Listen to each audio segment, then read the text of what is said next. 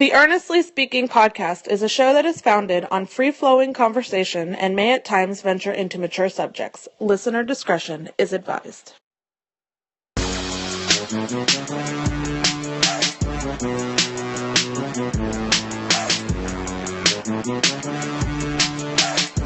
Earnestly Podcast, I'm your host, Ernest EJ Christian. We're still locked in quarantine, so I'm bored as shit, so we're going to do something new on this podcast. Start ranking things, and start off, I want to rank by, well, we're going to rank, rather. That's the group thing here. Of course, the two, Rosalyn Ross, GW Gras, shooting the shit, crew. First pod since, I think, January, right? Something like that. It's been a while. That's pretty bad. I think we did a pod in February, but we were not. I will check right now because pandemic happened. Roz doesn't believe me. I say. I'll tell you right now because I have the book right here. It doesn't matter, whatever.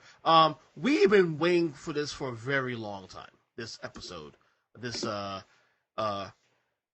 Office, of course. And by the way, Roz, you're correct. Translation: we've been waiting on you to finish watching it, so that you can convince the discovery. And by the way, I'm watching the show again. Just for the record, it's that good. The whole thing? You're gonna watch the whole thing again? I think I'm actually gonna start it this weekend or something actually because I'm actually staying with my mother-in-law for now for purposes because of all this stuff going on. How's she doing? She's actually all right. She's all right. She's out the room, whatever. You know, she has her grandson around here keeping her company. So, good to hear that. You know, good to hear that. So she's good. And by the way, Roz, you're correct. We did a show actually after the Super Bowl. So you're correct. February 6th. See? I keep up. And really, I need credit for this one because I was the driving force that was like, we have to do this, we have to do this, we have to do this. So let me get... cue up some applause, whatever, track, and thank me for this, because I said we have to do it, and we're doing it. No, I always thought I was the me person on this team. It's Rosalyn. Dude, let me tell you right now, G, Rosalyn has done a bit of a heel turn the last couple months now. Yeah, she has. Yeah, you know what? I think everybody's tired of my shtick, so they're kind of used to it. Yeah. But Roz is kind of doing the heel turn. Yeah. Roz. Well, it's the apocalypse. And so I can't be responsible for my behavior in the apocalypse. Guess so. Anyway, so we're gonna. This is not a typical Earnest Speaking podcast. That's a new series we do on this show called Rank 'Em. We wanted to talk about The Office, and I figured the best way to do this really in a way that was more conducive was ranking our characters of the show, because this show, what makes it special is not just the core group of Michael Scott's and Dwight's, all that. It's really the entire ensemble of the cast that makes the show, to me, amazing. Now, I just finished the show last week. I ended it. You guys have been done for years, obviously. So I'm pretty psyched about this. So here's how we'll do this. We're gonna. I tell you guys to write out your top 10 characters in order, 1 to 10, power ranking style, of course, and we're gonna go 10 to 1. We'll reveal it. You say why, this and that. We'll debate it, all that. It should be a fun time. So. We had a lady on the pod, of course. Listen. Go ahead. Yes. I got to apologize off the top because you can clearly tell that I don't do a lot. I got to apologize to you guys because you can clearly tell that I don't do a lot of, in my sports writing, I didn't do a lot of ranking. Because first, what I did was, so I have 2 lists. I have the list of, I know it was an accident because I decided that we were ranking, when I heard you say what we were doing. Yeah. I instead somehow did hate to love. So people that I hate the most all the way up to people I hate the least. And then I have Who would do that? I know it's so the show, to be honest though, to her credit though, the show it's such a big ensemble. You can do that though, honestly. It is. Well, and here's the thing. I was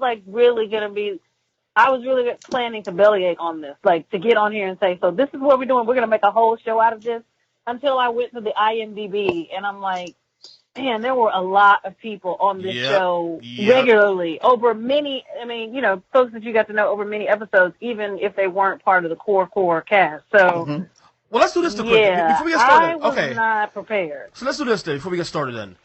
I did say this to you guys in the text a couple days ago. Give me your 3 worst characters that you can't stand the most in the show. Oh, well, see, in that's any why order. my list comes in handy. So give me your 3 worst characters on the show. I have my 3. Rosalyn, go first. Worst is Todd Packer. What? I hate him. That's insane. No, he's not. Oh, Top well, Pack wait is until you hear amazing. my next worst. I mean, slightly less worse than that. But Todd is my least favorite person. That's crazy. Wow, really? How was that crazy? He was terrible. He was fucking Yeah, hilarious. He is funny though. His Shit though. jokes I hate were him though too. disgusting. He was crass. His jokes were disgusting. He was terrible. He was horrible. You know what this So, is? yeah. That just shows that Rosalyn cannot go out and have a good time. Give me 2 more, Rosalyn. What do you think? I have a great time Whatever, when I man. go out. I hate her. I don't want to hear stupid, terrible, sexually harassing jokes and see weird, disgusting stuff. No. You remember Okay. the- This is gonna up y'all. This is gonna really upset y'all. Andy. Nah, I hate Andy. I'm with you on that. I don't He's hate my Andy. favorite. No, I don't hate him, Andy. but he's not I hate my him. 10. That's right now. He's not in my top 10. That's right now. Yeah, you know what It it is is about really Andy? funny. Go ahead, G. I was gonna say what is it, Andy? At the beginning, you like him Yes. because he's pretty harmless. He's funny, Yep. and then once he starts shitting on Aaron, you hate him. Yep. I agree 100%, G. In Yeah. fact, I don't even he know went- that I liked him in the beginning. So I liked go ahead, Russ. when he first got there and when he punched that wall. I was like, get this dude out of here. Mm-hmm. And apparently, I he liked was him. like, go away. No, get the hell out of here. And then he reappears, like he goes to anger management, and he comes back, and he's fairly harmless and funny. But then you're right. Once the whole, I think, was it with Aaron, or did something happen? I it was Aaron. It was Aaron. But didn't he have? But didn't something happen with him and Dwight as well? Like Early on the show. that. Like Early I on, they became cool at the end by the end of the show, though. They were cool by the middle. Yeah, of the show. I didn't like his early treatment of Dwight. Yeah, but let's be fair. Aaron, like Dwight was sleeping with Angela with that's fiance, so like I think that's a wash. That's true. Yeah. Well, I think I was even mad. I think I was mad before Dwight was sleeping with her because I thought he should have. This is unreasonable, but I thought he should have guessed like that was a thing. Like right. Dwight was giving him a lot of hints that they had been together, and he seemed to be He's simple-minded a jerk for a guy who went to Cornell. He's very simple and he's terrible. Yeah, let me say this quick about Andy though. Like when he came on the show, he was annoying as shit. Then I loved him. And then I hated his character arc at the end of the show. I hated it. Yeah, so, he was the worst. Yeah. He was terrible. He was the worst. And who's your third, Ross? Your third person? Nelly. Oh, I like Nelly. She Nelly. Nelly's annoying, but she's no. Right. She doesn't bother me either. No. You see, Nelly came in there. She was terrible when they went down to do the expansion in Florida. Mm-hmm. She was underhanded, and then she comes to the office and she just basically takes, I forget, whose job was it? Andy's. Who was the Andy took Andy's job, which was hilarious.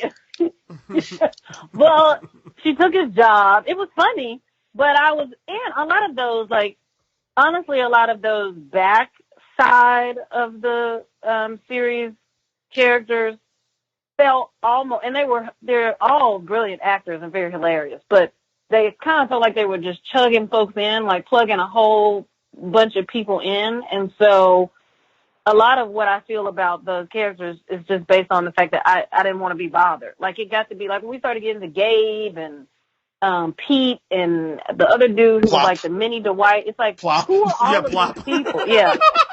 Plop. Plop. I'm like, go away. So part of it just has to do with me being like, what are we doing? There's too many people on this thing. Yeah. But Nelly, she still made the list. Okay. I mean, not my bottom, but I can see why. All right, G, what's your three? Your three worst characters? From mine's, it was, I'll say it was Andy, Gabe, and Bob Packer. Not Bob Packer, sorry, Bob Vance. You like Bob Vance, really? Yeah, I hate don't Bob understand Vance. this hate of Bob Vance. Why do you hate Bob Vance? Because, first of all, I kind of feel like he was abusive to Phyllis and nobody wants us to talk about it. Really? You think so? I think there was an underlying thing there. Like, I never liked his demeanor. I always felt like he was one of those guys that because he was taller than people, he thought he was tough. I don't know. He looked like a MAGA guy. Yeah, he does. Yo, you're right. He does look like a MAGA guy. Yeah. Like, Dude, apparently he was the most successful businessman in the city. He was. So, I mean, he was being like a CEO level jerk in a refrigeration wardrobe. So you said But- Andy. And yeah, Andy for the same. And Gabe, I think Gabe's you. creep as shit. Gabe is just Creep. He's just irky. He's just he was irky. terrible. Yeah. Yeah, he just. Gabe made my list right after. If you had asked me to do my fourth, Mine too. it would have been Gabe. He's right there. He would I don't be like mine Gabe. also Yeah. too.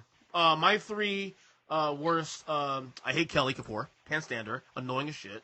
Doesn't even do anything. That's what I'm saying. Yeah, and the little she does is under my skin. Like, you're an idiot. Get out of here. She has me die. She has like one line of show, and it's fucking hilarious to me. I agree. She's hilarious. Yeah. When Ryan came back and he was all corporate, Yeah. and he was like, "All right, guys, you have any questions?" And she goes, "Yes, I do. How dare you?" Of course, the next person too is Ryan, who I can't stand. I probably hate him more than I hate Kelly. I like Ryan. Ryan's an idiot. like Ryan's a fucking moron. I didn't like Ryan, but I don't like Ryan nor Kelly, which is odd. Yeah. But Ryan nor Kelly made either of my weird breakout lists. Like they weren't. Either. I didn't. Right. They didn't fall into my favorites, and they didn't fall into my hatreds. I mean, they were funny, and they got on my nerves, but otherwise they didn't. I never understand how he got like an actor's billing on that show. I mean, I know he's a writer, but so was like Kelly, and so were a lot of people on that show. I never understood why he got a billing as an actor billing on that show from beginning till season 7 or 8. I never got that. But probably did favors. I don't know. My last I don't know what one. it was. Like, My last one's gonna shock you. I can't stand Robert California. Robert California made my hate list. He made but he's number 2. He made it high up on that list. Okay. Guys are crazy. Robert California's great. Oh, of course you like him. He was hilarious, dude. That dude is hilarious. He was hilarious, though. He had some really good lines. Like, he had some one-liners that were pretty freaking amazing. Right. But he did make my hate list. He's just high up on it. Yeah, definitely. Yeah. Okay, so here we go. We're going to do our 10 favorite cast members of the entire show. We'll go 10 to 1. We'll debate it like we just did a little while ago with the hatred list. So, Roz, go first. Who's your number 10 most liked character on The Office? I'm having so much trouble with you wording it that way, but Angela. Because I didn't love her, but she's at the bottom of the list of people that I mostly liked. It's funny you said that. It's funny you said that. She's funny. It's funny you said that, Roz, because I also have Angela number 10. Oh, yay! Yes, Okay. because and it's funny because my wife, we're watching it again together. She can't stand her. She's like, there's nothing redeeming about her. I don't get it. I go, there's something about her. I don't know what it is. She's a fucking bitch, and I get that. But there's something about her where I can't seem to let go. Yeah, did she fall down my rankings throughout the series? Yeah, but for some reason I always kept rooting for her. And I'm so when you go through the shit with the the senator and Oscar, all that. I was rooting for her, to do well. And I mean, she at the end, she won in the end. She married Dwight and all that. So, I was happy for her, of course. So the thing with the senator humanized her. Like, the Mm-hmm. only reason that she didn't get on my hate list is because of the humanity I saw in her when the whole character when the whole thing happened with the senator. That's the only reason she didn't make it. Ultimately, though, nothing of her behavior at all made me really like her. But I found myself most sentimental about her story at the end. Probably more right. Like I was really invested in that in a way that I wasn't, not even in her getting with Dwight, because that just was like a thing they did. Mm-hmm. But like watching her like go through the senator, he's gay, he's also sleeping with Oscar, she's sleeping in Oscar's closet. Something about that story really, really got to me. So it's her story that endeared me to her. But nothing about the way she acted or talked to people or anything. That she really hit a low point when those dudes were outside getting ready to do a duel over her, when Andy and the wife were outside. Mm-hmm. Like watching her enjoy that boiled my insides. Yeah. So she was not a favorite of mine at all. Okay. G, number 10. Jan. She's hot. Yeah, She's hot. like Jan gets points because she's the hottest girl on the show. Think so? Yeah, I think she's the hottest girl on the show, okay. Jan. And I think that's props to her because she was probably one of the oldest girls on the show. Yeah. You know. But I loved her character because at the beginning she's this very stern businesswoman, hates Michael Scott. She ends up falling for Michael Scott in a weird relationship, and then she just loses her complete shit. Yeah. Like and I even liked her in the later episodes when she's established in her own industry and she's still a fucking lunatic. And remember that scene with Pam? And Pam is terrified of her. Yeah. Like, she's such a nut job that Pam is sitting there with her scared to make a move. Like, I think Jan, acting-wise, like, it was great. Like I said, you saw that difference from the beginning where she was a stern, very upright businesswoman, and then she just kind of loses her shit, and she's a nut job. But at the end, she still became that businesswoman, but they combined it with the nut job. So, like, I loved her with Michael. That relationship to me was hilarious. Like, I loved that one. It was hilarious.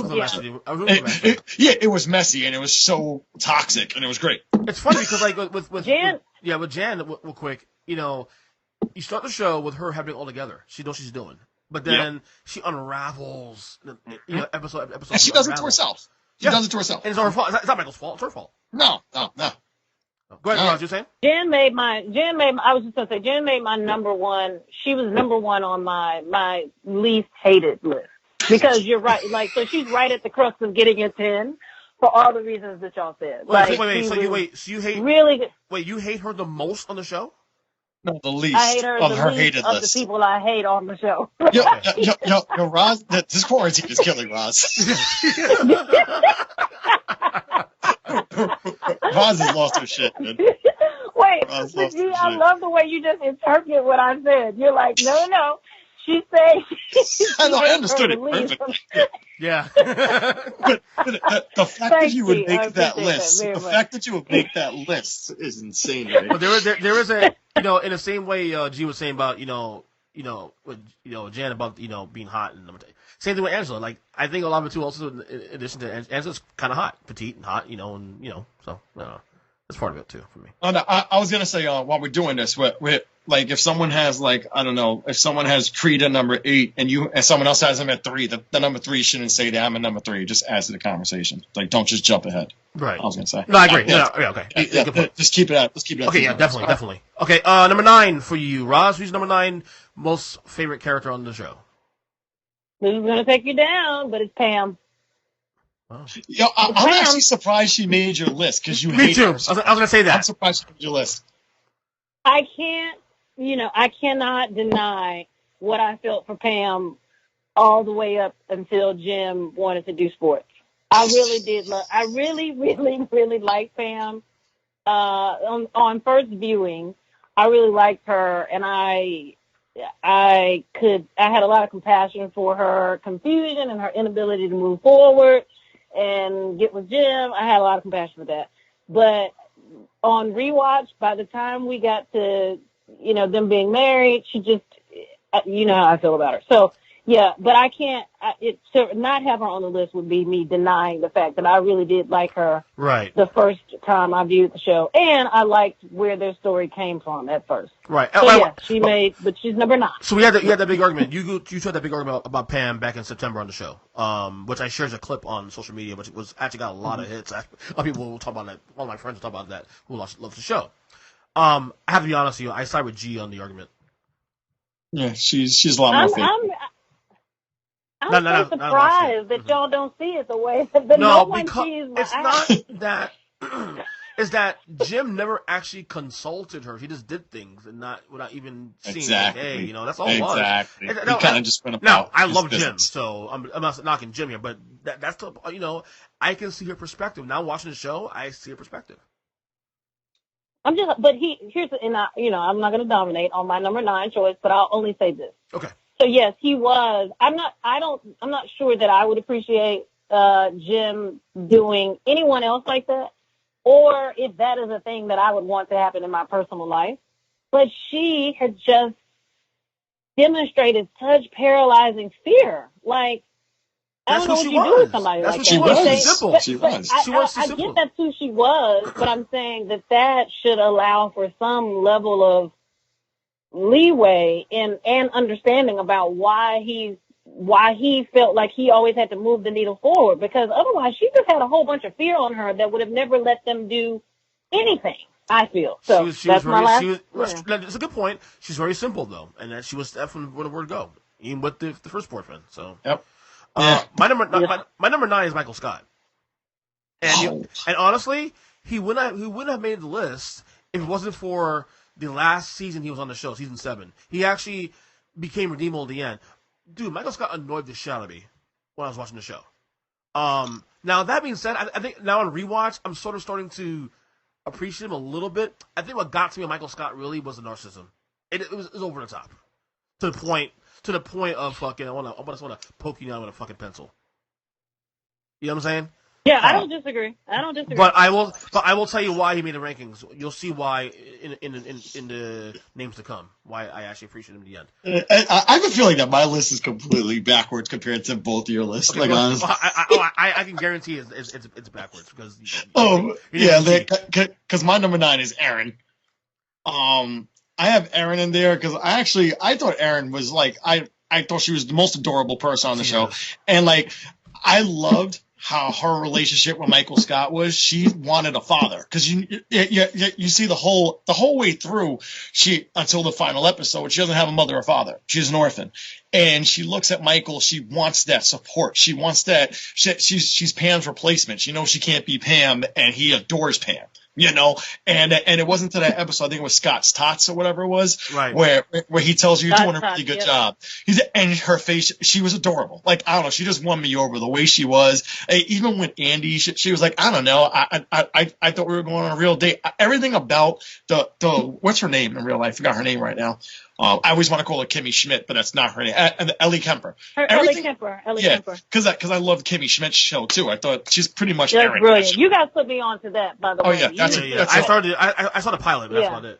And even though I won't lie, Titus steals the show, but it's a great show. Titus is it's really good though. Titus is amazing. But like Aaron for me, even at the last episode where Joan Cusack comes out, it's her mother. Like you get emotional for Aaron because you really want that for Aaron. Yeah.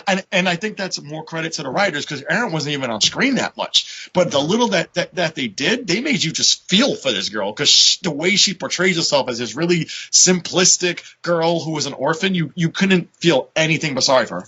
And I loved how she hated Holly at the beginning because she was so protective of Michael. Yeah, she hated Holly. I thought it was adorable. Mm-hmm. I agree with you 100%. She's not on my list, but she made an impact. It's funny. I was rooting for her and Andy originally. I'm so glad they didn't work out. Andy didn't deserve her. Fuck him. Andy's a dick. Yeah, fuck him. White privilege, motherfucker. Yeah. Anyway, number 8, Rosalyn. Creed. Aha! I like it. Yeah. I like that. I don't know. Listen, the episode where somebody down in some paper warehouse somewhere or wherever it was drew a penis, was it? Or was it like 2 cartoon characters? One of them was giving like whatever happened, and they ended up sending that paper out to like schools or whatever. Right. Yeah. The methodical way by which Creed created a whole story about how that happened to avoid being blamed for the fact that he wasn't doing his job, that he wasn't talking to quality control. That episode right there single-handedly made me give all the props ever to Creed. For somebody who did not, who was always in the background of a thing, but really never... I mean, there wasn't a Creed episode. You know what I mean? Right. So he was always kind of hanging around in the background, just providing little weirdness to storylines and shows and plots. But that episode where he got a whole person fired because he never went down and inspected the paper, like methodically, like point by point, like, oh, who wasn't at work today? Yeah. I love this. Yeah, I just love. my guy. I just love the soulness of his character in the show. Like he has like what 1 or 2 lines of the show. That's about it. An episode. but it feels impactful. Like he makes an impact. Yeah. And I forgot who it was, either Pam or Jim. They picked up the phone. They were just trying to delay something, and they act like they're on the phone with a customer, and they're like, that customer just let us know the package got there. And they weren't on the phone with nobody. Then the screen goes to Creed. He goes, that package is never supposed to get there.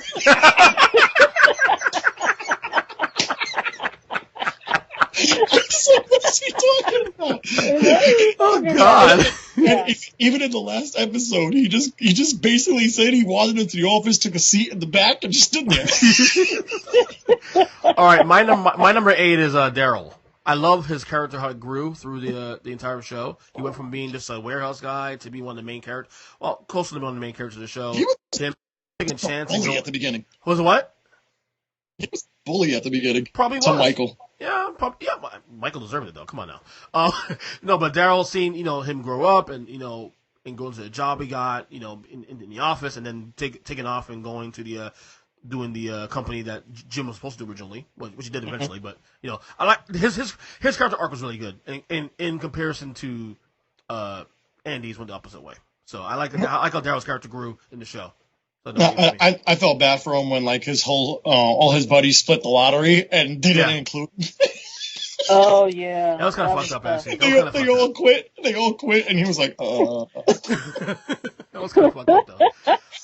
Number 8 for you, G. Who you got?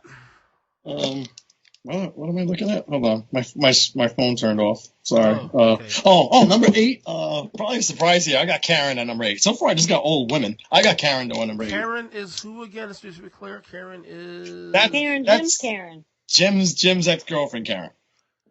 Careful, yes. Yeah. Harder than Pam. Yeah. I liked Karen a lot, and I thought she got the rawest deal on the entire show because Jim just straight up left her in New York City. And after she moved from Connecticut to Pennsylvania for him, she did everything in her power to keep that relationship going. She was as civil as she could be with Pam. She really was. Yeah. She was as civil as she could be with Pam, and I liked her because she didn't like playing the games with everybody. Yeah. Like she was the one person on that show that didn't like playing games with anybody. She hated Michael Scott. She hated Michael Scott. Yeah. She couldn't believe that he was a boss. Yeah. And I think that was the cool thing about her character is that she really, everyone else kind of accepted everyone else's faults. She questioned everyone like a normal person would. Yeah. And, right. Yeah. Yeah. She was like, "What's wrong with these people?" Like she couldn't understand Andy. She never even spoke to Andy really. She didn't understand anything about him. But and then at the end, I like the fact that they give her some closure that she met somebody, she was pregnant at the end, and her and Pam got closure. But I think my favorite episode is when she tried to take Stanley from them, and that they broke into her place trying to steal their printer. Oh yeah, that was great. And she just bitches Jim out, and Jim just walks out with his tail between his legs. If you froze time from when that breakup happened between Karen and Jim, Karen was better for Jim than Pam was. Obviously, with Pam, we grow into at least in my case, and we'll see in the rankings in a second. And I told you guys early on in the show, I didn't care for Pam either myself. I was like, "You gonna leave this for her, really?" Now, obviously, you watch the show. It's a toss-up with me when it comes to both of them. Well, now when you watch the show in all 9 seasons, it makes sense. But season 3, when Pam is still, I don't know what I do. I don't know who I want to have. I don't know. It's like, dude, pick the hotter chick, dude. Let's go. The hotter chick is also the one who wants to be with you. The average looking chick is the one that wants to. That's just like undecided. Like, come on, dude. But man, that's love, bro. That's love. But again, this is if you froze season 3, frozen time. Yeah. But obviously, it shows play on. It's different. All right, number 7, Rosalyn Ross. What you got? Number 7, I have Stanley. I like it. He's high. He's high on my list. He's pretty high on my list. So I have these moments with people that drive their appeal for me. And the episode, first of all, I like that he never, ever, ever, ever, ever cared about Michael. Like, he had zero respect for him For anybody. because he knew he was an idiot. He likes Phyllis. He likes That's Phyllis. it. And that's it. Yeah. And that's I it. think Phyllis he was was his girl. probably neutral. He probably was neutral on most of the people that worked there. Yeah. Like, The only person he could liked was give or Phyllis. Yeah, he could take him or leave him. Mhm. But Michael, he could always leave. And so knowing that and then building up to this time when he raked Michael over the coals when Mike, I forgot what Mike did. Like, I forgot what he pretended was happening. No, because I think he was telling Stanley to pay attention because he was doing his crosswords. And Stanley not just that one. That's one of them, G. But the other one is like when he pretended like Stanley had lost his job. Like he did something. Like he pretended like somebody got fired. No, it was the same episode. Yeah. Same episode. Yeah. Okay, well, yeah. So that's my Stanley episode. That's why he made the list because he did. Because I also have feelings that I'll share about Michael when I get there, but he did not care for Michael at all, and I appreciated that in that one episode when at all times he let Michael know it mildly, and then in a full rundown, he makes number 7. That's how he got on. Stanley was a zero fucks character the whole entire show. That's for damn sure. They didn't care. He was. And he was consistently the same guy from 1 to 9. So I think him and Meredith were the two who really just didn't give a fuck on that. Yeah, absolutely. Especially Meredith. Meredith didn't give a fuck. She's God. Number 7 for me was Creed. To me, Creed felt like the cherry on top of the entire show. Like, Creed wasn't a main character, but again, as I just said when Roz said Creed was number 8, Creed was a guy that when he had the little screen time he had, it just felt like it made sense. Yeah. You know what I'm saying? It's just, I don't know, this is Creed, especially the end of the last episode too, when he was like, was he housing himself in the office? Everybody, he comes outside, he's like naked, everybody's like looking at him, like, oh god, it's crazy. But yeah, Creed was great, man. Creed was absolutely one of my favorites on the show. I wish he got more screen time, but I think the way they used him was perfect, I'll be honest with you. So, all right, G, you got number 7. Number 7, you guys are gonna hate, but I don't give a fuck. I got Robert California at number 7. Good God! Good God! Robert California was such an extreme character, and I mean, if you watch The Blacklist, it's funny to me to see him play Robert California, and then to see him play his role in The Blacklist. It's just funny watching this. But I thought he was great, man. Especially when the company was back with David, what's his name? The boss, I forgot his name. David Wallace. Yeah. When David Wallace took it over, when he was a billionaire, bought the company back, and then he goes, "Oh, who are you?" He gives him a totally different name. Yeah, that was.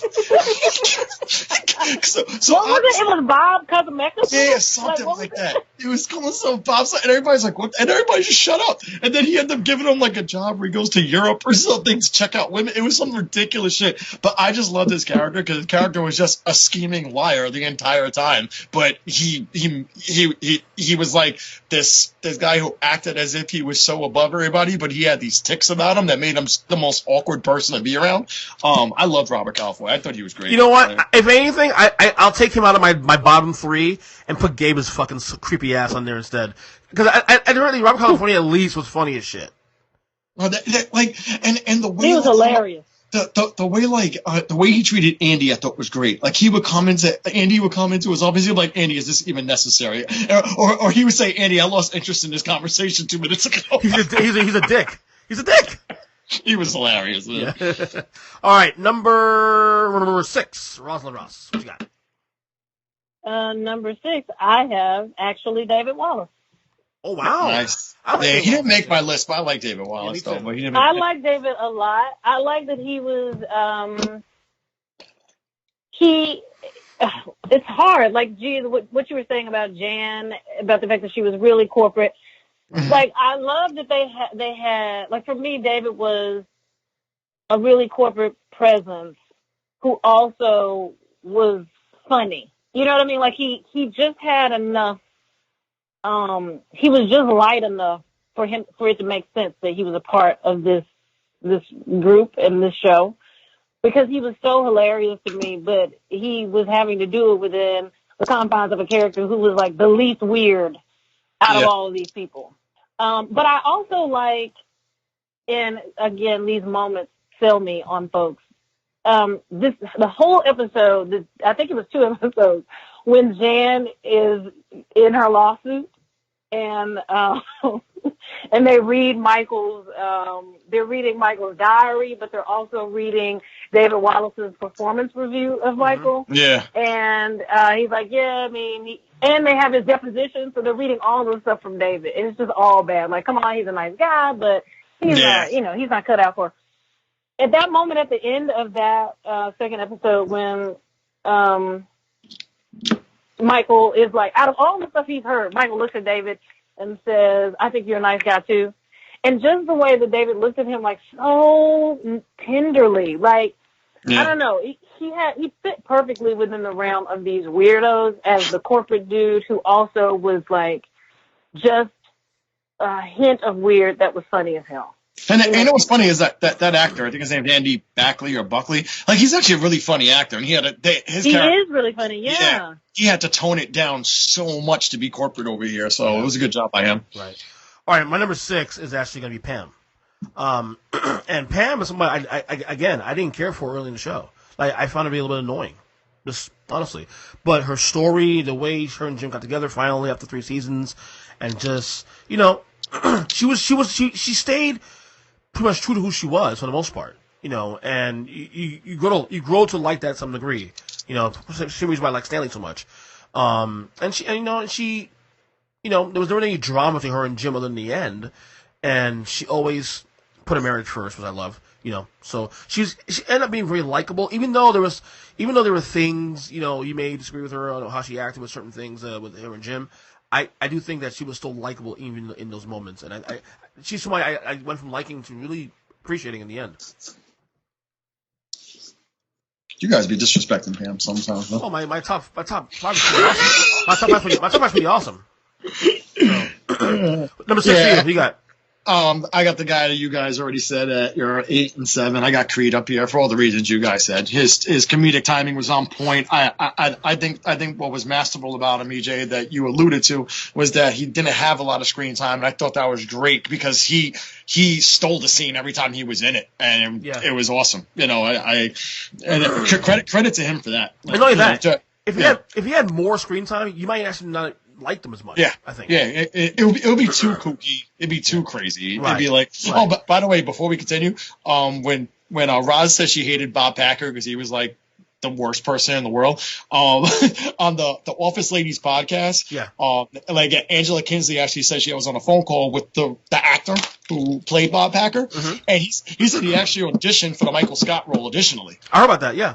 Yeah, he didn't get it, but he also told her, he was like, please, when you go on the podcast, please tell people I'm a father with 2 daughters. I don't act anything like Bob Packer. I'm not like that at all. I'm really not that guy. And what's funny, the guy that plays Bob Packer also, he's kind of the same character in movies too. Everything he does. Yep. Douchebag, every movie. He's great at it, though. He's fantastic at it. But like, I thought it was funny how he told Angela, he's like, just tell people that I'm not like that. I'm really not. Hey, look, if it's paying the bills, it's paying the bills. Gives a shit. Exactly. Right? Come That's on why. Now. Exactly. All right, number 5, Ross, what you got?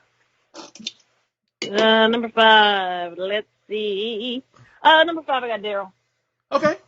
For all the reasons that, because at some point somebody was talking about Daryl on here, and I loved his character arc. I thought Daryl was kind of mean at first. Like, he was like that whole energy of the warehouse versus the folks who work upstairs, which is a real energy that happens on corporate jobs that have shipping departments or whatever. Take or it from me on that. Departments. That's a real energy. So he was a part of that warehouse energy, and it was really mean spirited. But and I generally wouldn't. But he made that likable because he was funny, and so to watch him even grow from that to where he ended up, and to see his and Jim's friendship really form pretty closely, and even that whole what you guys mentioned about the fact that the whole warehouse team won the lottery, like even that to me felt like the hard line drawn. Like an almost like complete ending to the old version of them winning and going separate from him, and then they all quit. Was like, for real, this is the end of that version of Daryl. And so that was kind of like the sentiment of that episode. It's like, oh, you lost your friends. They didn't tell you they were going in on the ticket, and he felt like he was, a different person and separate from them now. So I loved where they took Daryl. But when I was prepared not to like him for a really long time, just because that energy was so mean to start. Like, they were mean. It was uncomfortable to me. And he got the girl too. But he came around. And he got the girl he wanted too. On top of that, the girl from the house. He did, yeah. They didn't highlight much about it, but he got the girl, so it's good for him. Here's my shocker of the entire top 10. My number 5 is Holly. What? I love Holly. To me, Holly is the only reason Michael Scott's in my top 10. Holly made Michael Scott bearable for me, to be honest with you. Yep. I don't disagree with you at all. Because while she was the same person as Michael Scott, she wasn't a fucking narcissistic nut job. You know what I'm saying? She was likable. She took the edge off Michael Scott, made him likable for me, and that was the one couple I was rooting for more than anything else. Was that those two? And I don't know, something about her. She's just such a sweet. You talk about Erin being adorable, and Erin is adorable. G, I agree with 100%. But Holly, oh my god, this is adorable as hell. No, like Holly doesn't move the needle for me at all. Okay, it's fine. But yeah, like I liked her because Michael liked her. I mean, that's how I felt about Holly. Like, I was like, because you kind of just want Michael to find that forever person for him, because you do. It does become very desperate and sad to see throughout the course of the show. So I just wanted him to be with anybody at that point. I felt like a parent. I felt like a parent that had like a 45-year-old son, and I'm just like, just find somebody. Kind of like how my parents were, I guess. But just find somebody already. Well, and he got the perfect one. He got the correct one. Like, look, Jan's hot, obviously. The other girl he was dating while with Jan and all that. But Holly was perfect. His real wife he dated on the show as well. Oh, really? The real estate. Yeah, that's his real wife. The real estate. The real estate agent was his real wife. Oh, wow. Yeah, that's amazing. Okay. Yeah, that's why they gave her that one scene when she sold Jim and Pam's house at the end. Yeah. That they put her in that one scene. So it was like payback for them, whatever. Yeah, but Holly was amazing. So she's top 5 for me personally. So all right, go ahead, G. You're number 5. From mine, it's the man, the myth, Kevin Malone. That's my number 5 right there. Kevin Malone is he's almost like Creed, except he had more screen time. I think when Kevin won me over the most, it's actually where he almost made me cry, and I really mean that. It was when when him and Andy battled with Bob Packer and all of them. Mm-hmm. I mean, no, I keep on saying Bob Packer. With Vance about the parking. Bob Vance, yeah. Because they had. And because Kevin was like, I can't walk, and Andy's like, this is ridiculous, and then they won that. That all the guys moved their cars out, and Kevin at the end was like, after Stacy left me, and he had to he couldn't speak for a second. He was like, it's just good to win one. I was like, oh, I love this dude. Like, you just. That was beautiful acting. That was like so vulnerable, and that's the thing I love about The Office is that these people show such vulnerability, and I think that's what gets you into the show. And Kevin won me with that because I had tears in my eyes when he said that. I was like, wow, that's something. Because this guy is right. It was the same reason why I like Angela too. Same reason you said that. Yeah, you're not supposed to like her, but yet it's something about her. I guess. And on top of that, his comedic timing again, just perfect. I loved actually when Holly thought he was slow, and he goes, "Wait, you think I'm retarded?" That whole thing was great. That whole Because before that, he was like, "I'm totally gonna do Holly." Yeah. He's great. And that's why I love Holly. Those scenes with Holly and him are actually very underrated. Honestly, I have to agree with you on that one. Okay, number 4, Roz. My number 4 is Michael. Okay. And and so now we're getting down to the wire. Right. He would have been, so I'm going to have to say a thing, which is going to preview a thing that I'll say later. But it's in line with what EJ just said, which is that he probably would have been lower had it not been for Holly. Wow. Like, he would have been. It's harsh, I did not listen. Michael in that first. I don't even know. Across several seasons, well into, Jim and Pam were married, right? When he broke up with Pam's mother because on her birthday. Because she was old. Because He's an idiot. I mean, come on. I mean, the way he broke up with her was hilarious. That shit was hilarious. But he's an idiot. But it was so bad, like cringeworthy. Yep. Oh yeah. And it's like, why are you still? And you're right. Like people would still let him get away with it. Like, why are y'all letting him get away with being this bad? So he would have. I mean, he was hilarious as hell, like amazing. I mean, of course, Steve Carell is amazing, but that character, he would be towards the bottom, if not on my hate list, had it not been for Holly. Right. And I agree. also, I felt sorry for him. And these two things were kind of going on at the same time. I also felt sorry for him in the way that Jan, like, because their relationship was so psychotic, I also felt sorry for him in relation to that relationship. Because when we go, the dinner party, which is by far one of the most amazing episodes of The Office, when Jim, Pam, Dwight, and his babysitter, and Andy and Angela go to Michael and Jan's condo for that dinner. That was the best episode for me. Yeah, he's sleeping on the foot of on that ottoman at the foot of his bed. Like, I was like, oh my goodness. So I had a lot of sympathy for him in that relationship as well. But he barely made it. But he's this high because of Holly. Yeah. That's crazy, man. All right. Number 4 is Dwight Schrute. Nice. Great. And by the way, Dwight was going down my rankings throughout the entire series. And in season 9, especially the last, I would say, 5 episodes, really redeemed himself. Really, like, he does care. He's not like Michael Scott. Michael Scott is literally an idiot. Dwight is just, there's nobody better, I guess. Like, Dwight is just, like, he's smart, but, you know what I'm saying? Naive, but he's likable in that way. He's complex. Yeah, he's complex. He's very complex. He's likable, though, in that way, in a way that Michael Scott is not. You know what I'm saying? So, and then the way the show ended, too, like, him and Jim ended up becoming best friends, and, Pam, actually, as you said, Pam was his best friend. Right. Well, it's funny, because, he didn't get anybody shitting out of us but Pam. Always took care of Pam for some reason. And I don't know, man. Dwight was a good, in the end, and you see how he works out. He was a good person. And by the way, look, I didn't like you fired Kevin. I didn't like it. But, Kevin sucked at his job. Let's be real. Yeah, and then they even passed it up at the end. Yeah. And he made the right choice. He was they hugged each other, like, it was cute. Yeah. And he said, dude, you're not good at your job. Sorry. I had to break it to you. And just be honest that way. So I appreciate that. Dwight, number 4.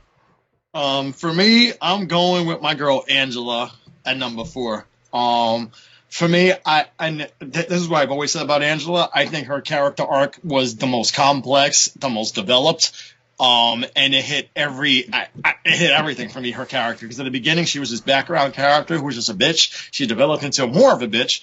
And then she developed these relationships with Andy, with Dwight, with the senator. Her relationship with Oscar, which got really confusing, with the senator.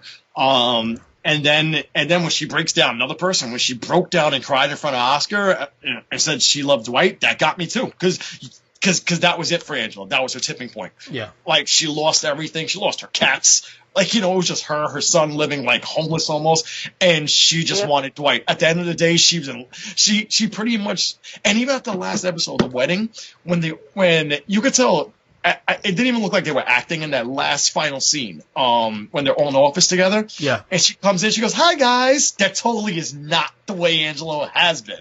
She goes, "Hi guys." No. And it was like, wow, like, all she needed this whole time was Dwight Schrute for her not to be a bitch, I'm gonna say it again.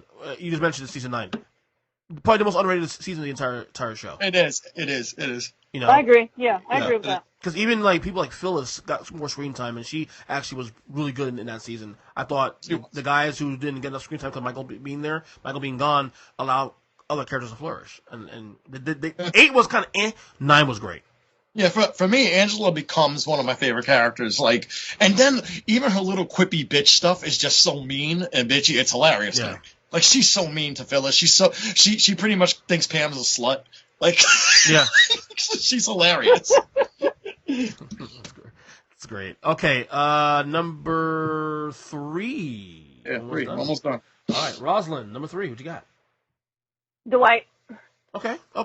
So and this was a hard one, kind of, because I knew he needed to go somewhere. I just couldn't figure out where. But ultimately, I do like Dwight. Like, I liked his character. He was hilarious. And you're right. He was kind of he was clueless. Like, it was like he almost was clueless just about how much of a robot and how he could be very unfeeling. But then when he would have these moments where he was being kind, like when he took over as the building manager and Pam was failing at her job, and he overheard that conversation between Pam and Jim, and he basically gave, I don't know, I can't remember what this character's name was, but he was Dwight's assistant for a while, and he gave that guy the way for Pam to be able to beat him at the building manager game. I don't know, like little moments like that. But honestly, where I started to really feel differently about him, it didn't take very long. It was when Angela broke up with him. Like, he was destroyed. Episodes around there. Yeah, he was destroyed. And so when Pam and Jim went out there to stay at Truth Farms, and he was crying the whole time, and then that conversation that Jim had with him about, how he wouldn't wish that kind of loss, like the loss of that kind of love on his worst enemy, and that included Dwight. And just to watch Dwight sitting there crying, like I don't know, he got on my nerves, but at the same time, it's like he is a mentally challenged person working in your office, and you don't know how, you know what I mean? Like, he's that clueless about how unfeeling and uncaring he comes off. But when you get a chance to see that he does care, not in the Michael way where he's like kissing Michael's butt, but in a real authentic way, it was, I don't know, that was overpowering. So he made the list, and pretty high at number 3. Absolutely. Okay, go ahead, G, what do you say? No, I was going to just going to jump in because my number 3 is Dwight as well. Okay. For all the reasons that, for all the reasons. We actually agreed one. Yeah. Because first of all, just one. I think from the main cast, I think pound for pound, he was probably the best actor of the main cast. Oh, he was phenomenal. I think he was the best actor in that main cast. And like, it's funny because those times where he does become vulnerable, it's so shocking to you because he's this stern, I could rip like a gorilla's head off his body kind of guy, you know.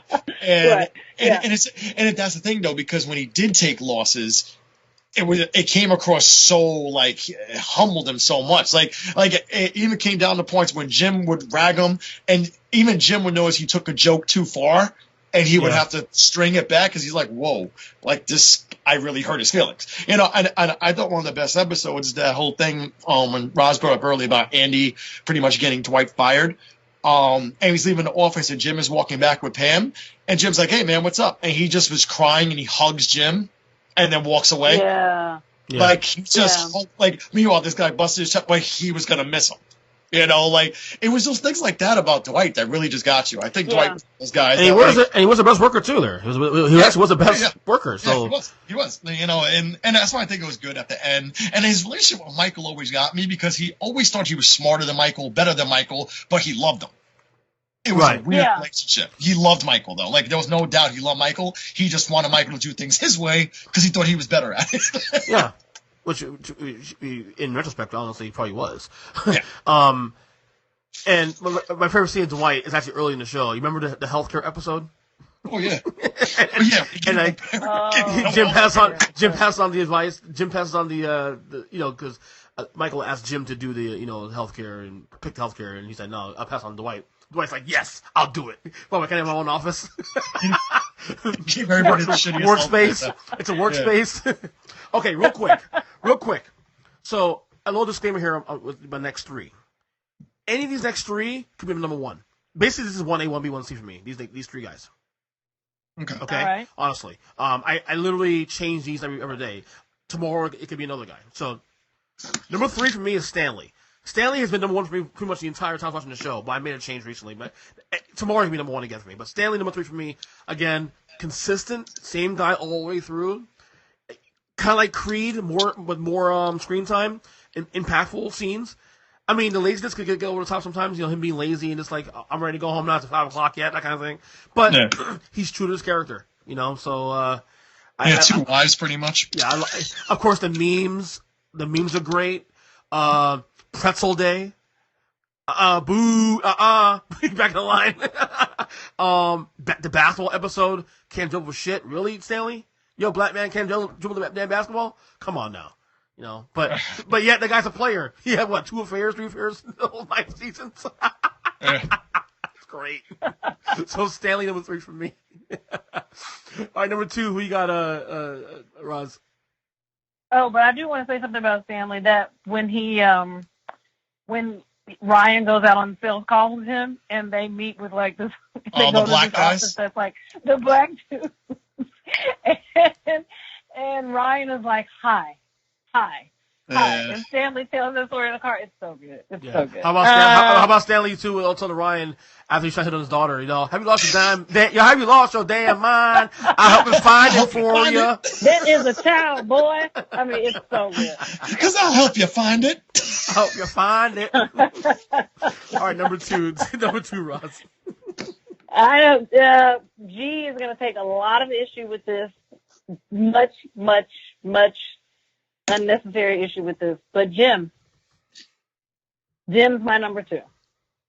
And I feel like we talked about this before, G, where you were saying how Jim was really mean, particularly to Dwight. And he's probably the biggest dick on the show. You said he was a dick. Yeah, you said towards Dwight, though. So is Dwight. But he's like almost normal. Like, certainly he's supposed to be the one in the office that makes us realize how ridiculous everyone else is that works there. And then you sort of start to see the cracks in his foundation as well. But he gets number 2 primarily because the way he went and got Pam. Like, he meant that thing. Like, he liked her. He stuck with it. He waited it out. He wasn't really passive. He wasn't, really aggressive with her either. But he wasn't, like, he actively made the fact that he cared for her well known. And when he shows back up in the office, even though I don't like her, when he shows back up in the office after he leaves New York and walks in and is like, Pam, what are you doing tomorrow night? Can we go to dinner? And she cries. Like, that is forever. That moment and the moment where they're at their rehearsal dinner and he's giving his toast and he's talking about how he knew he was waiting on his wife, even though people were giving him a hard time because he was waiting 6 years for a date with a girl that he worked with. Listen, that dude, you can't get too mad at a person who pursued and treated well, despite what y'all think, treated well the love of his life. So that's probably, because you made me see how kind of mean he was, because I don't think I ever saw it that way until we talked about it before EJ had even seemed serious. Right. And I'm like, oh, this is kind of painful to watch sometimes. How it is. Because Jim didn't even make my top 10. I don't hate him either. He's not on my hate list. Like he didn't make my top 10 list. He didn't make top 10? Wow, that's shocking. Yeah, because I actually hated the way he was with Pam at the end. Like when Pam like messed up recording the thing, he like screamed on her. And like she almost slept with the camera guy because of that. Oh yeah, like camera guy was gonna sneak in on that one, But like I didn't like him for that. I didn't like the fact he like EJ said, he was doing stuff behind Pam's back, business. Like Pam's the kind of person their relationship was so on screen perfect that you would have thought he could have talked to her about anything. So I didn't get that. It seems so out of character. I understand why everybody likes Jim. I mean, his faces to the camera are pretty much the staple of the whole show. Well, let me say real quick. Facial expressions. His facial expressions are probably the most important things on the show. Well, let me say for the record, Jim's number 2 for me also. Okay. Again, 1A. But again, 1A, 1B, 1C. I mean, these guys could be number 1 on any given day. Honestly, with these last 3. Jim was smooth too, dude. Jim was fucking smooth. Was he really? Yeah, he was. I don't know. Because don't you remember when Holly came into the office and Michael's like, oh my God, I love her. I want to tell her. And Jim's like, maybe you should take it slow. Maybe you should be her friend first. He goes, oh yeah, that took you forever. Michael's like, all right. And Jim's like, okay. Like he didn't think that was coming. Yeah. No, but Jim, I have a question though, and my wife actually brought this up a couple weeks ago. We just like there was never any conflict with Jim and Pam really until season 9. Yeah. Are you disappointed they didn't have any conflict sooner, or are you glad they waited until the end of the show to do this? No, I thought it was good at the end because there was no need for it. Okay. You know, because there was so many other conflicts and relationships going on anyway. Like, there was so many other conflicts going on. Like the Andy Aaron conflict. I mean, it was a minor one, but it was a conflict. And Angela I think Angela kind of took over the whole relationship conflict thing for a while. You know, between the senator and Andy. Honestly, Andy she had the most. She had the most, really. Which is funny because she called Pam like the office slut, and she pretty much was the one. Well, that's the thing about Angela. Angela was a Christian woman that's a hypocrite and all that. That's the whole point of her character. So, but yeah, Jim was. Dude, well, also, I thought there was. While they didn't have conflict with each other per se, I thought when they get married and they have their first child and then they have their second, I felt that the tension that you did see in their relationship was about them adjusting. Like, they did a good job showing them reconciling with, so much change and being parents of 2 kids under 5 and, they can't get any sleep and they're showing up late. I thought while there wasn't a lot of conflict with them, I felt like they were starting to build a narrative around the idea that we weren't going to be able to see them being the, cutesy, chipper couple that they always were, because they had to start thinking about their daughter first, and that changed them. And then they had their son, and that changed them. And then now the weight of all of that, then plus, new ambitions for Jim, then kind of compounded into like a relationship issue. So to me, it wasn't like they didn't have any conflict, like they were sailing smoothly. It was kind of like it was just building slowly until it became sort of a train wreck. Go ahead. I know we're running short on time. We got to wrap it up. But I just wanted to say, like, when Jim, to me, honestly, was just a pussy, though. Because, like, he couldn't break up. He couldn't break up with Karen correctly. The way he broke up with Amy Adams was a complete dickhead move when they were on the boat. Because he threw a little bitch attitude because Pam got engaged. He threw a little bitch attitude, just told Amy Adams, yeah, forget it, we're broken up. And the way, remember when Andy was flipping out, but the camera went on Jim, and Jim was like, no, like, get away from me. Like, he was scared of Andy, and not for nothing, Roy was gonna beat the living shit out of him if it wasn't for Dwight. Yeah. So Jim being 6'5", all the jokes, all that, he was a pussy at the end of the day.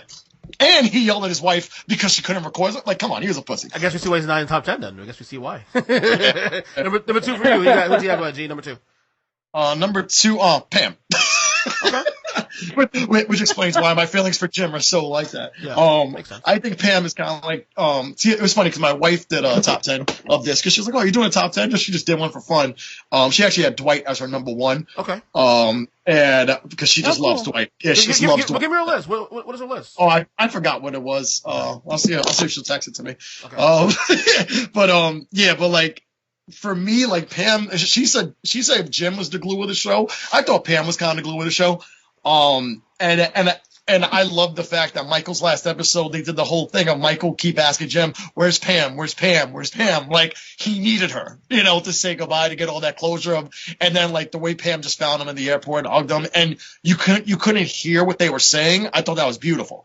I thought the fact that Michael didn't have his microphone on, she didn't have hers, and they say something to each other, they hug each other, and then she just watches them pull off. And I thought that was beautiful the way they did that. Right. And Pam, honestly, she got me once again in one of those crying scenes. Is when they had that women's meeting thing, and she talks about, I just want a house with a white picket fence, and then at the end she realizes she hates her life so much, and she's like, they don't have houses like that around here, and she just breaks down crying.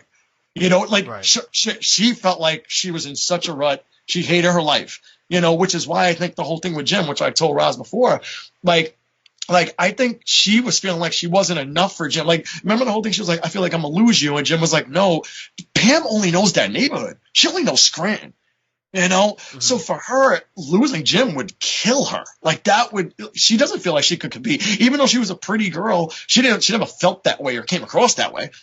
She was always just like, kind of like do, kind of clunky, kind of clumsy, kind of goofy, But I thought Pam's character was one of the best of the show. Like, obviously, she's my number two. You can argue actually that you make a point there. You can argue that Pam actually was the glue of the show. You can argue that. Yeah, because she had a relationship with everybody, sort of. Yeah, and I agree with that. And I loved her relationship with Dwight developing because at first it was prank Dwight, and then Dwight by like season 5, season 6 loves Pam. Right. Like, and he loves her totally platonically, wants to protect her. And that's it. And I remember this one episode, they're all yelling at each other because she was like, Dwight, you're supposed to be my best friend. He goes, you were my best friend, then you married my enemy. That's true. Good point. That's actually a great point. So Pam's my number 2. Okay. Right, number 1 now, right? Officially? Yep. Yeah. Who's number 1? I guess we may have the same one, I think. Let me see. Ross, go. No, you already named her. Holly is my number 1. Really? Wow. She's my number 1 because I love it. Well, number 1 is trash. No, but she's my. Listen, without her, I would have despised the whole central character of the show. Like without her, I would have never understood how Michael ever made it to season 7 or how long he made it. And he needed her to humanize him, and she was really good for him. Like, she had a really good energy. She was, I don't know, like there's something about her when she arrived in Scranton that there was just a really good energy on her. And to see how strongly Michael responded and reacted to her, and the fact that he was better because of her, and he was the person that this show was supposed to be centered around, she mellowed him out for me. She's my number 1 favorite. Like, something happens to me. Like, when I'm rewatching, there is a shift that happens to me in my energy when she arrives, because I know he's going to change, and that's going to make me feel so much better about watching the show. Rosalyn, the only reason she wasn't higher on my list is because she wasn't on the show long enough, honestly. Yeah, she wasn't on long enough, exactly. I wanted more of her on the show. It's weird that I have her at 1, but that's how much of an impact, because again, she had that much of an impact on the primary character of that show for 7 seasons. For the only reason Michael Scott is even on my list is because of her. He's the only reason he's on mine too. Yeah, so definitely. My number 1, as G said earlier, the man, the myth, legend, Kevin Malone. Yo, you have Stanley and Kevin in your top 3. You're damn right, dude. Kevin, I know this. He's subtle too, but he's so dumb. But he's he's Kevin. He's Kevin Malone, dude. I mean, it's hard to explain the memes. I mean, just everything about him. He's just hysterical, dude. Like, even when he's dumb, like he's fighting with Angela's baby. Really? I forgot that happened. I forgot. I ain't forgotten that happened. Yeah, I forgot that. I mean, seriously, everything about. I mean, you guys. I don't even explain this. I mean, it's this is why he's just funny as shit, dude. He's just that guy. He's that guy. God, I can't believe you guys. You got Holly and Kevin. But by the way, again, Stanley can be number 1 tomorrow. So can Jim. So 1A, 1C. Honestly, in my opinion, because to me it was Stanley all the way through for me until today. That's crazy. You see, like, for me, like, I guess you could say I went chalk because I got Michael Scott at number 1. Oh, God. Which is, I got Michael Scott at number 1. Easily. Really? Easily. Let me tell you something about Michael Scott. Like, you could say he was narcissistic, whatever. He really loved every single person in that office, which is why when I think like, even Stanley made him cry. And Stanley hated him, and he hated him.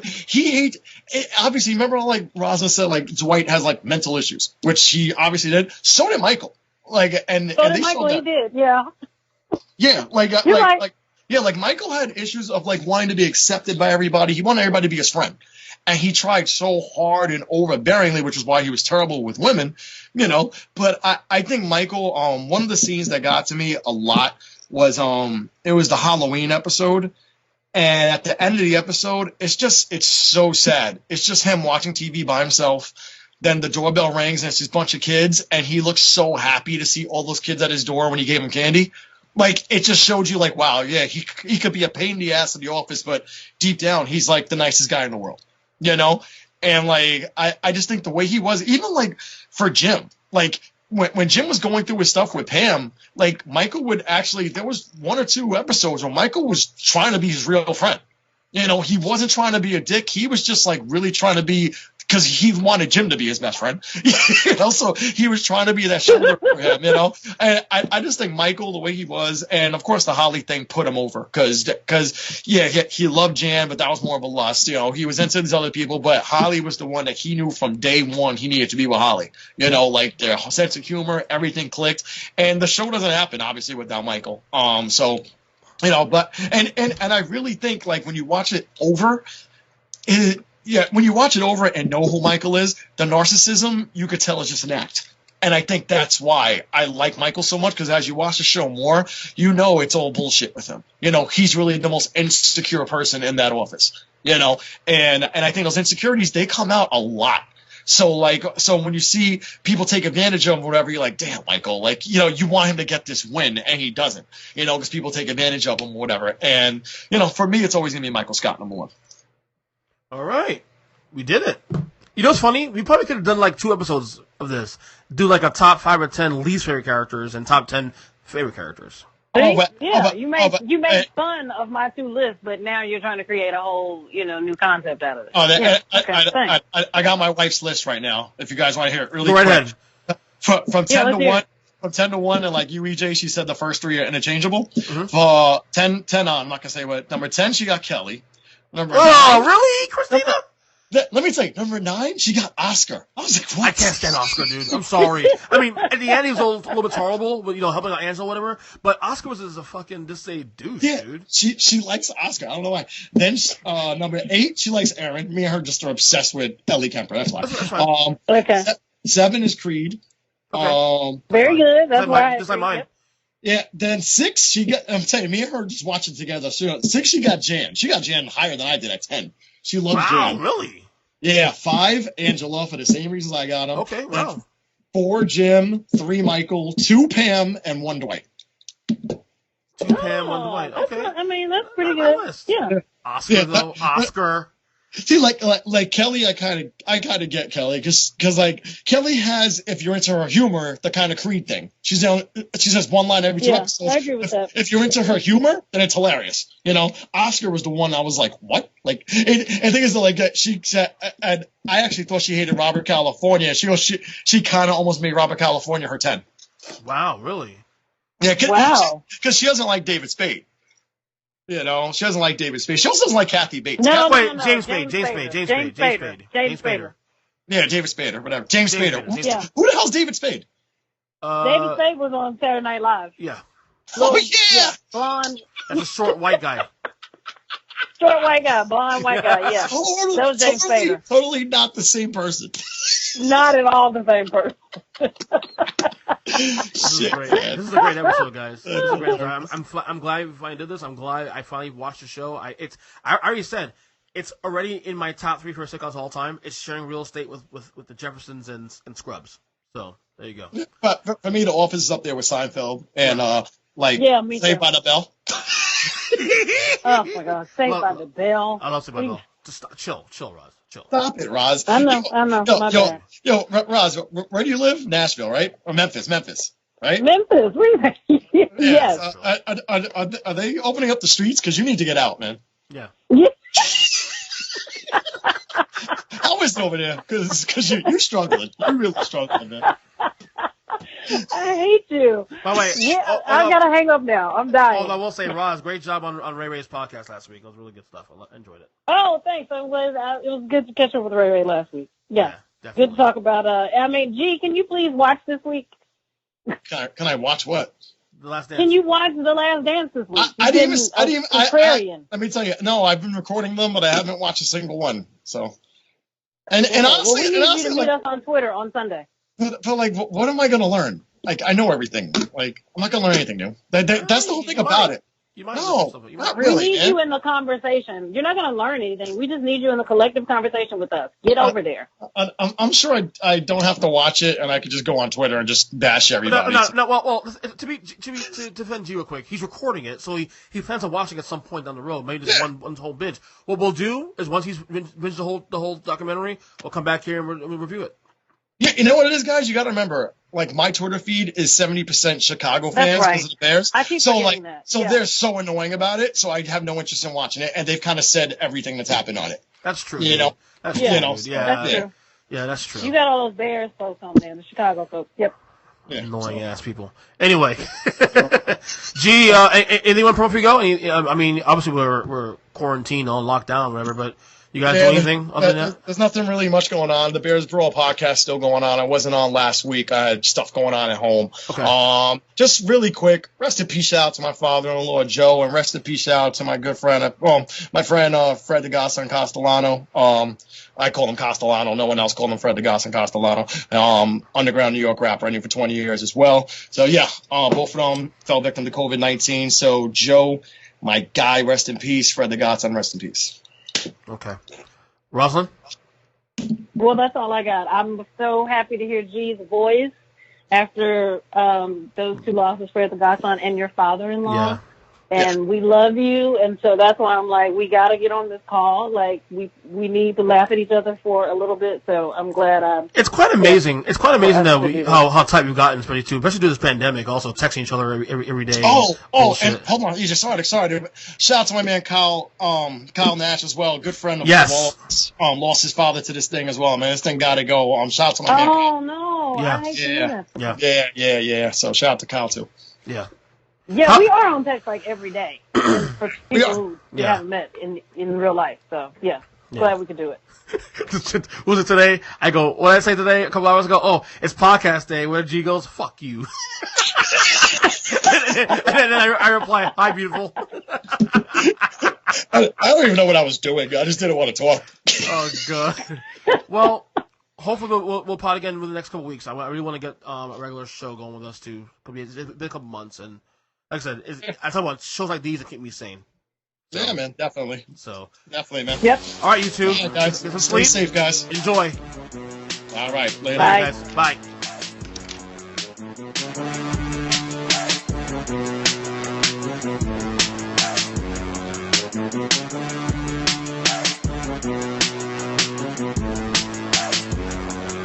Bye.